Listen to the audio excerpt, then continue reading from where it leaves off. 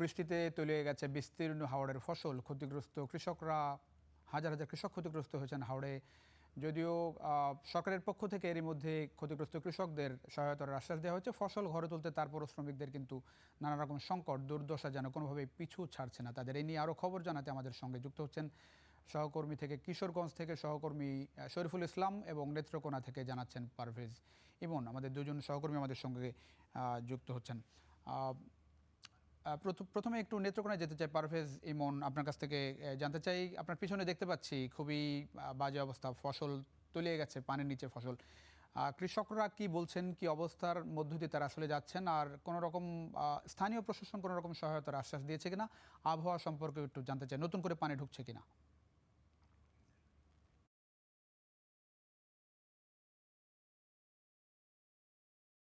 আপনি জানেন গত কয়েকদিন যে টানা বৃষ্টিপাত হচ্ছে এবং নেত্রকোনার যে পাহাড়ি ঢল, সে পাহাড়ি ঢলের কারণে কিন্তু নেত্রকোনার যে দু একটা নদী আসলে বিপদসীমার উপর দিয়ে যাচ্ছিল, সেগুলো কিন্তু এখনো ওইভাবেই প্রবাহিত হচ্ছে। এর মধ্যে আপনাকে যদি জানাই, নেত্রকোনার কংস নদী সেটা কিন্তু বিপদসীমার 1.1 মিটার উপর দিয়ে প্রবাহিত হচ্ছে। আর পাশাপাশি কলমাকান্দার উবধাকালী নদী, সেটাও কিন্তু বিপদসীমার প্রায় 82 সেন্টিমিটার উপর দিয়ে প্রবাহিত হচ্ছে। আপনাকে যদি কৃষকদের কথা জানাই, তাদের দুর্দশা যেন কোনোভাবেই কমছে না। এই যে বৈরী আবহাওয়া, এটার মধ্যে তাদেরকে আসলে স্বস্তি দেয় এমন কোনো ঘটনাই কিন্তু গত 2-1 দিনের মধ্যে ঘটেনি। প্রতিনিয়তই পানি বেড়ে চলেছে এবং তাদের যে ফসল সেটা কিন্তু তারা কাটতে হিমশিম খাচ্ছে। যদিও তারা মানে গলা গলা পানিতে নেমে বা নৌকা দিয়ে যে ফসলটা যারা তারা কাটতে পারছে, সেটাও কিন্তু এখন রোদে শুকানো বা বিক্রি করাটাও কিন্তু তাদের জন্য কঠিন হয়ে যাচ্ছে। কারণ যে তাদের যে উৎপাদন মূল্য, সেই উৎপাদন মূল্য অনুযায়ী তাদের যে বিক্রয় মূল্য সেটা কিন্তু খুবই কম। আর পাশাপাশি আমরা কৃষি বিভাগের সঙ্গে যখন কথা বলেছিলাম, তারা আমাদেরকে যেটা জানিয়েছিল, এখন পর্যন্ত জেলার প্রায় 10,000 হেক্টর জমি কিন্তু পানির নিচে নিমজ্জিত আছে। কিন্তু বাস্তব চিত্রটা আরো অনেক বেশি বলে মনে করছেন কৃষকরা।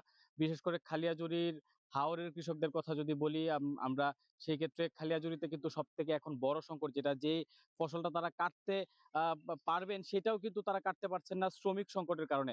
শ্রমিকের অতিরিক্ত মূল্য এবং মানে পর্যাপ্ত শ্রমিক না থাকার কারণে কিন্তু তারা সেই ফসলটাও কাটতে পারছেন না। এদিকে আমরা জেলা প্রশাসনের সঙ্গে যখন কথা বলেছিলাম, জেলার যে ত্রাণ ও পুনর্বাসন কর্মকর্তা রয়েছেন, তিনি কিন্তু আমাদেরকে জানিয়েছেন ইতিমধ্যে 17,717 জন ক্ষতিগ্রস্ত কৃষকের তালিকা তৈরি করা হয়েছে এবং তাদের জন্য বিভিন্ন ধরনের সাহায্য সামগ্রী চেয়ে তারা কিন্তু মন্ত্রণালয়ে চাহিদাপত্র পাঠিয়েছে ইতিমধ্যে। কিন্তু কৃষকরা কিন্তু এই যে সাময়িক সাহায্য, এই সাময়িক সাহায্য পাশাপাশি স্থায়ী যেন কোনো ব্যবস্থা করা হয়। এই যে প্রতি বছর যে কৃষকরা এইভাবে ক্ষতিগ্রস্ত হচ্ছে, এটার যেন স্থায়ী কোনো ব্যবস্থা সরকার করে, সেটা আসলে কৃষকরা চান। তো এই ছিল আমার কাছে নেত্রকোনার হাওরের এবং ফসলের সবশেষ তথ্য।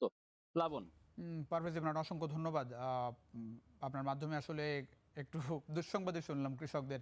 নিশ্চয়ই স্থানীয় প্রশাসন তাদের পাশে থাকবে। আমরা একটু যেতে চাই নেত্রকোনায়, শরীফুল ইসলাম আমাদের সঙ্গে যুক্ত আছেন। শরীফুল ইসলাম, আপনার পিছনে একই অবস্থা, দেখা যাচ্ছে যে পানির উপরে ফসল, আহ, আহ, ধানের হয়তো বা শীষগুলা দেখা যাচ্ছে।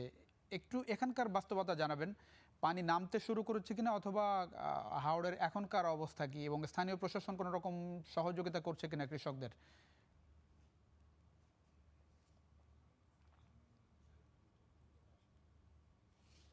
আপনাকে জানিয়ে রাখি যে এই যে জলাবদ্ধতা বৃষ্টির কারণে, সেই পানি কিন্তু কোনোভাবেই নামার সুযোগ নেই। কারণ হচ্ছে হাওড়ে যে অপরিকল্পিত যে বাঁধ নির্মাণ করা হয়েছে, সেই বাঁধের কারণে কিন্তু এই পানি নদীতে নামার কথা ছিল, কিন্তু বাঁধের কারণে কিন্তু এই পানি নদীতে নামতে পারছে না। তার প্রধান কারণ হচ্ছে কৃষকদের অভিযোগ যে বেশ কিছু জায়গায় যদি সুইচ গেট নির্মাণ করে দেওয়া হতো, তাহলে হয়তোবা এই পানিগুলো নদীতে নেমে যেত।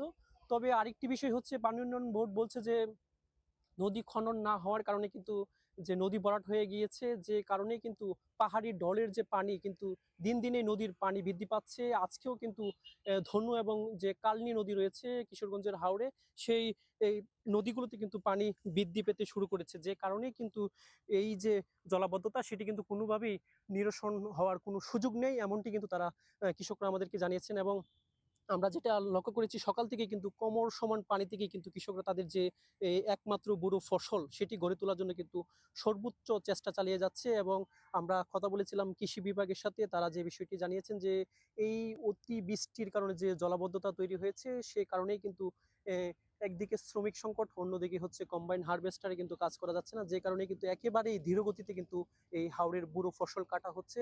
আমরা বেশ কয়েকজন কৃষকের সাথে কথা বলেছি, তারা যে অভিযুক্তি করেছেন যে এই শ্রমিক না থাকায় আর হচ্ছে জলাবদ্ধতা থাকায় কিন্তু এই শ্রমিকের যে মূল্য সেটি কিন্তু 1200 থেকে 1500 টাকায় বৃদ্ধি পেয়েছে, যে কারণেই কিন্তু তারা শ্রমিক খুঁজে পাচ্ছে না। আর যদি শ্রমিক পাওয়া যাচ্ছে সেটিও আবার যে ধানের যে উৎপাদন খরচ এবং কেটে নিয়ে সেটা আবার বিক্রিতে আসলে তারা কোনোভাবেই পোষাতে পারছেন না। 600 থেকে 650 টাকা কিংবা 700 টাকা মনে তাদের ধান বিক্রি করতে হচ্ছে।